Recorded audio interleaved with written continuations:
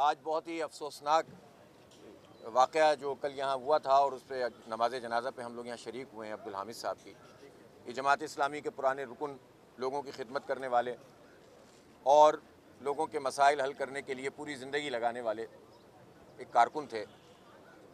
और कल यहाँ ठेले वाले को जो डाकू लूट रहे थे तो उस दौरान में उन्होंने जाकर उन्हें बचाने की कोशिश की और खुलेआम दंदनाते हुए डाकुओं ने उन पर फायरिंग कर दी और वो शहीद हो गए। अभी जब हम यहाँ पर बात कर रहे हैं तो मुझे इत्तला मिली है कि बनारस पर एक फ़र्द को हलाक कर दिया गया है, जाँ बाग कर दिया गया है।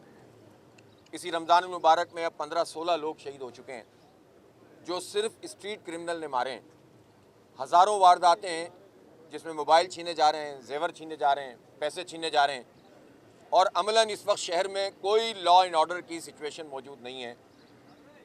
नहीं पता चल रहा कि पुलिस क्या कर रही है, कानून नाफिज करने वाले इदारे क्या कर रहे हैं। हम तो ये देखते हैं कि अक्सर हम ये बहस सुनते रहते हैं कि रेंजर्स का इख्तियार कितना है और कितना नहीं है। हमारा ये मसला नहीं है कि उसका इख्तियार कितना है। हमारे बच्चों को तहफ़्फ़ुज़ मिलना चाहिए, हमारे शहरियों को तहफ़्फ़ुज़ मिलना चाहिए। और इस पुलिस में सिवाय तबादलों के और थानों के बिकने के और होता क्या है। और फिर वज़ीर दाखिला ये बयान दे कि कराची के वाक़यात को बढ़ा चढ़ा कर बयान किया जा रहा है। इस पर इंतहाई अफसोस ही किया जा सकता है। शर्म का मुकाम है कि जिनकी ज़िम्मेदारी अमन कायम करना है वो ज़ख्मों के ऊपर नमक छिड़कते हैं। जिसके घर से लाश निकलती है उसको पता है कि क्या तकलीफ़ होती है। ये जिसका बच्चा जाता है, जिसका बड़ा जाता है। हुकूमत अमलन नाकाम है और इस वक्त सूबा सिंध में तो बिल्कुल डाकू राज है, डाकू राज। कच्चे के डाकू पर वहाँ खड़े हुए हैं और पूरे पाकिस्तान में बदनामी हो रही है हमारी। कल मुझे दीर के इलाके से लोगों के फ़ोन आए कि लोग यहाँ पर आए, उनको अगवा कर लिया गया है और करोड़ों रुपए तावान मांगा जा रहा है। इसी तरह से रात को निकलना अंदरूनी सिंध में मुश्किल हो गया है। नेशनल हाईवे पे बंद करनी पड़ती है, कॉन्वॉय चल रहे हैं। ये अचानक से कहाँ से तोपें आ गई इनके पास और ये तोपें आई कैसे हैं? हमारे इदारे क्या कर रहे होते हैं? ज़ाहिर है कि जब अपने हिस्से का काम लोग नहीं करेंगे, जो जिम्मेदारी जिसको अदा करनी है उसके अलावा सब कुछ करेगा तो यही होगा। लोगों को मुसल्लत करना। 35 साल इस शहर को जिन लोगों ने तबाह किया, बर्बाद किया, उनको मुसल्लत किया गया है यहाँ इलेक्शन के ज़रिए से, फॉर्म 47 के ज़रिए। जिनको 5% लोगों ने भी वोट नहीं डाले उनको सारी सीटें दे दी गई। और इस तरह एक गैर कानूनी हुकूमत है इस वक्त पूरे पाकिस्तान में, गैर आइनी हुकूमत है, एक मुसल्लत करदा हुकूमत है जिसकी कोई हैसियत नहीं है और इसीलिए इनसे कोई चीज़ कंट्रोल भी नहीं होती है। ये चाहें भी तो नहीं कर सकते। अव्वल तो ये चाहेंगे क्यों? इनको आवाम से गरज क्या है? इनका पिछला ट्रैक रिकॉर्ड क्या है? ये पीपल्स पार्टी, ये नून लीग, ये MQM जिनका राज मुसल्लत किया गया है, जिनको लोगों ने मुस्तरद कर दिया, रिजेक्ट कर दिया। इस शहर ने तो इन सबको मुस्तरद कर दिया, लेकिन ज़बरदस्ती इनको मुसल्लत जिन लोगों ने किया है, दुनिया और आखिरत में तबाह बर्बाद होंगे वो। जिन लोगों ने आवाम के ऊपर ये शबखून मारा है वो पनपेंगे नहीं, इस दुनिया में भी उनको पता चल जाएगा और आखिरत में तो उनका अंजाम होगा ही बुरा। इसलिए कि ये मसला ये नहीं है कि हम बद्दुआ दे रहे हैं, जिसका अमल है, जिन्होंने ये तबाही की है वो भुगतेंगे इंशाअल्लाह। लेकिन करोड़ों आवाम का क्या कसूर है कि जिनके बच्चे महफूज नहीं हैं। लोग निकलते हैं मोटरसाइकिल पे बच्चे और लोग कह रहे होते हैं कि ये जो है वो बेटा जो मोबाइल मांगे दे दो, कहीं रुको नहीं, बाजार मत जाओ। क्या करें हम लोग इस शहर में? क्या कसूर है इस शहर कराची के लोगों का? हम टैक्स देते हैं, हम पाकिस्तान चला रहे हैं, हम सूबा सिंध चला रहे हैं। ये हमारा कसूर है कि डाकुओं पर हम पर मुसल्लत कर दिया जाए? ये हमारा कसूर है कि यहाँ पर ना रोज़गार मिले हमें, ना सुकून मिले, ना इज्जत आबरू महफूज रहे, ना जान महफूज रहे? आवाम को अब निकलना पड़ेगा। हम इंशाअल्लाह अनकरीब एक लाएअमल का ऐलान करेंगे और ईद के बाद स्ट्रीट क्राइम पर अगर ये काबू हुकूमत ने नहीं पाया तो हम CM हाउस के ऊपर एक तवील धरना देंगे। अब इन लोगों को भी महफूज नहीं होने देंगे। हम खुद तो महफूज रहते हैं बड़े बड़े जो है वो महल्लात में। आप बताइए इस वक्त जो पुलिस की नफरी है, पुलिस की नफरी का एक बड़ा हिस्सा खुद पुलिस वालों की हिफाजत पे लगा हुआ है, अफसरों की, खुद वुज़रा की हिफाजत पर, MNA MPA की हिफाजत पे लगा हुआ है। आधी नफरी तकरीबन VIP मूवमेंट में चलती है।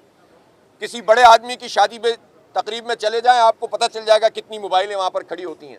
उनका क्या तहफ़्फ़ुज़ देंगे? फिर ख़ुद पुलिस में जो सूरत हाल है इस वक्त, कितने लोग तो ऐसे पता चलते हैं कि ख़ुद पुलिस के लोग होते हैं जब पकड़े जाते हैं। तो पूरा धंधा चल रहा है, पूरा बनशियात के अड्डे चल रहे हैं। थाने की मर्जी के बगैर नहीं क्राइम पनप सकते, और अगर थाने में कोई अच्छा SHO भी हो मजबूर होता है, इसलिए कि पूरा नेटवर्क है करप्शन का और लूट मार का। सब जिम्मेदार हैं इसके, जो लोग इनको मुसल्लत करते हैं वो सबसे बड़े जिम्मेदार हैं, जो सिस्टम को मुसल्लत करते हैं वो सबसे बड़े जिम्मेदार हैं तबाही और बर्बादी के। इसलिए अवाम को निकलना पड़ेगा, हमें फिर इसका इख्तियार दिया जाए लोगों को। हम मोहल्ला कमेटियां बनाएं, हम बैरियर लगाएं, हम नहीं चाहते कि रुकावटें जगह जगह खड़ी हों, लेकिन क्या करें अवाम? हम अपने बाजारों में और अपने मोहल्लों में अपने नौजवानों को फिर असले का लाइसेंस दें, उनकी कमेटियां बनाएं और अपना तहफ़्फ़ुज़ खुद करें फिर डाकुओं से। फिर ना आए पुलिस और रेंजर्स के बैरियर हटाओ, अपने हिस्से का काम आप करें नहीं, और जो लोग खुद अपना तहफ़्फ़ुज़ करने लगे तो आप कहते हैं कि जनाब कानून को आप हाथ में ना लें। तो जिनके हाथ में कानून है वो कानून नाफिज क्यों नहीं करते? वो डाकुओं की सरपरस्ती क्यों कर रहे हैं? वो हमें गैर महफूज क्यों बना रहे हैं? क्या मसला है? आए बात करें। ये जमात इस्लामी है, जिम्मेदार जमात है। मैं तमाम इदारों के लोगों से कहता हूँ, प्रॉब्लम बताइए, हम आपके साथ ताउन करेंगे। हम इसमें शेयर करेंगे कि किस तरह हम अपने बच्चों को और अपने शहर को महफूज कर सकते हैं। लेकिन सिर्फ ज़ुबानी जमा खर्च से तो मसला हल नहीं होगा। हमारे टैक्सों से तमाम इदारे चलते हैं, इनकी नौकरियां चलती हैं, इनके अल्ले तल्ले होते हैं, और हम ही गैर महफूज रहें तो ये तो नहीं होगा। लिहाजा इसके लिए अगर हुकूमत ने अपना किरदार अदा नहीं किया, मैं पीपल्स पार्टी की हुकूमत से ख़ास तौर पर कहना चाहता हूँ, ये इनका 16वां साल है। 16 साल में इन्होंने पुलिस में क्या किया है? कितने लोग हैं जो मुकामी पुलिस के हैं जिनको भर्ती किया जाता है?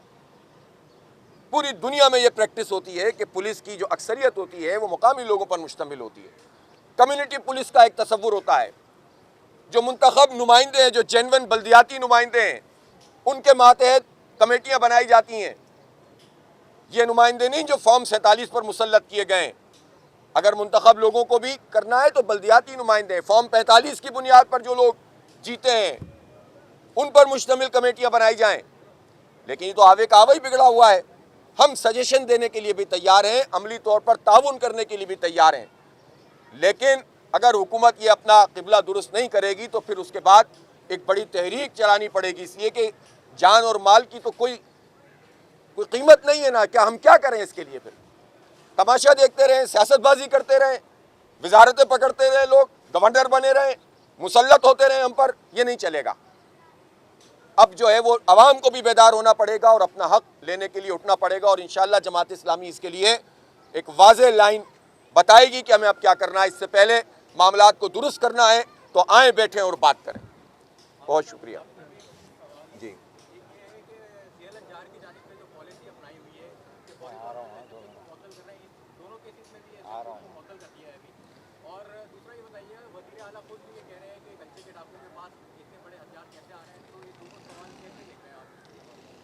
देखें, ये जो कॉस्मेटिक किस्म के इक़दामात होते हैं ना कि SHO को मुअत्तल कर दें और आए जनाब उन्होंने थाने के ऊपर कि ऐसा क्यों हो गया, इससे काम नहीं चलेगा। पहले तो ये वज़ीर दाखिला साहब ये बताएं ना कि पुलिस अफसरान हैं कौन कौन से, कहाँ के रहने वाले हैं, इस शहर के लोगों की पुलिस में नुमाइंदगी कितनी है, यहाँ से शुरू कीजिए।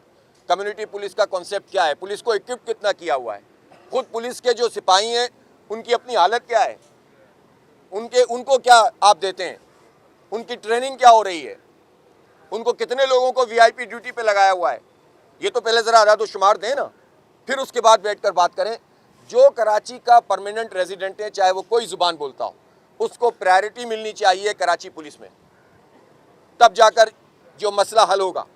इसी तरह कम्युनिटी पुलिसिंग का एक निज़ाम होना चाहिए, इसी तरह से पुलिस को इक्विप करना चाहिए, ट्रेनिंग होनी चाहिए, मुंतखब लोगों को बाइख्तियार बनाना चाहिए पुलिस के निज़ाम में। बल्दियाती निज़ाम के तहत अगर ये पुलिस का नेटवर्क बनता चला जाए तो आप देखें कि बहुत बेहतर हो जाएगी सिचुएशन, बहुत बेहतर तरीके से लोग जो है वो चीज़ें ठीक करने लगेंगे। लेकिन ये कुछ भी नहीं करेंगे आप, और सिर्फ कॉस्मेटिक किस्म के इक़दाम के मुअत्तल कर दो, इससे काम नहीं चलेगा। और दूसरा, अगर वज़ीर आला साहब ये कह रहे हैं कि तोहफे कहाँ से आ रही हैं, तो सबसे पहले तो रिज़ाइन तो करें ना फिर, कि भाई मुझे तो पिछले भी 8-10 साल में पता नहीं चल सका, मैं यहाँ वज़ीर आला था, और अभी भी पता नहीं चल सका, तो पहले तो वो ज़रा अपना जो भी मनसब है वो ख़त्म कर देना फिर। यानी जो बात आवाम को करनी है वही हुक्मरान करने लगते हैं, जो ज़िम्मेदार हैं इस पूरी चीज़ के वही ये बातें करना शुरू कर देते हैं, तो इससे तो मसला हल नहीं होगा। लिहाजा ये सिर्फ ज़ुबानी जमा खर्च से मीडिया में चीज़ें आ जाएं तो फिर उस पर 4 बयान देने से मसला हल नहीं होगा। इस मसले को एड्रेस करना पड़ेगा और प्रॉपर तरीके से करना पड़ेगा। बहुत शुक्रिया।